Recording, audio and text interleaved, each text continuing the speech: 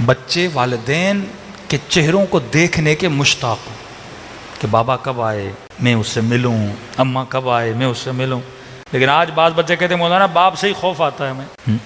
مرد کا اخلاق گھر میں اچھا ہونا چاہیے. یہ نہیں کہ مولانا میں بڑا روبسٹ ہوں، بیوی بڑی ڈرتی ہے. بندے خدا تو دیوے تجھ سے کوئی ڈرے. محبت کریں، وہ محبت جو اہل بیت کے گھر میں موجود تھی. حدیث کے ساتھ روز پڑھتے ہو پر سمجھتے نہیں. یا ثمرۃ فؤادی، کن القابات سے اپنے بچوں کو سیدہ بلا رہی. اے میرے دل کے چین. آج تک بچوں کو ایسے پیار سے بلایا آپ نے؟ بی بی کا نام رقیہ ہے، لقب سکینہ ہے. یا سکینہ تو ابھی القاب سے بلاتے تھے. اے بابا کے دل کی چین. زینب، اے اپنے باپ کی زینت. کیسے نام رکھیں، پیار بھرے نام.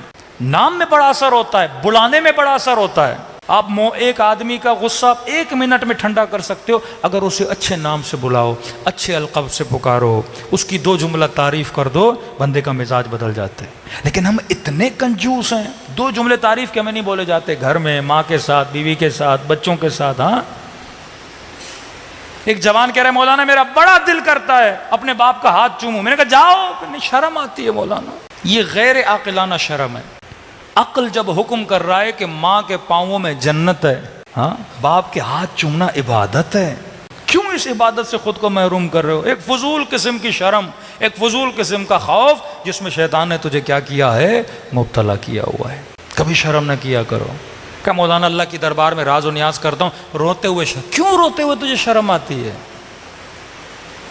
کہ لوگ بیٹھ، کوئی بات نہیں، کوئی دیکھ بھی رہا ہے. کیوں فرمایا غم حسین میں رونا نہیں آ رہا، رونے جیسی شکل؟ شرم نہ کیا کرو رونے میں. کہ اللہ کی آواز آئی، اے میرے حبیب پیغام دے کہ مجھے گنہگاروں کے رونے کی آواز اپنے ملائکوں کی تسبیح سے زیادہ پسند ہے.